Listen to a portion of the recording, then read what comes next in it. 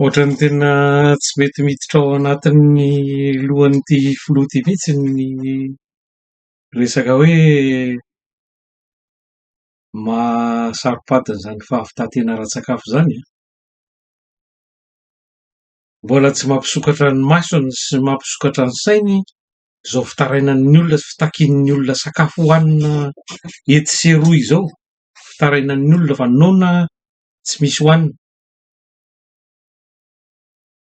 Ary tsy vitany hoe tsy niraharaha izy tamin'ny resaka nisy fotoana fa nanitambarin'olona efa mba namokatra sy misy arana niezahany ho nitotofana teny Ambohitrimantsaka.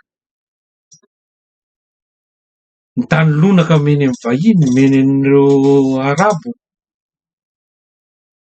Nefa zany no resany tamin'ny voalohany hoe tsy fanao fomba fady ho an'ny malagasy ny mivarotra ny tany, mameno tany ho an'ny vahiny tamin'izany,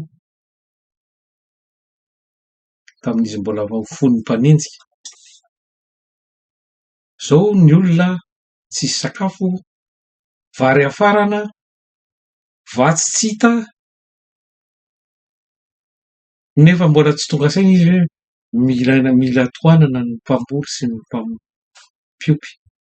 Tsy fantany akory hoe aiza ny toeran'izany mpamboly sy fambolena sy fiompiana izany eo amin'ny toe-karena malagasy.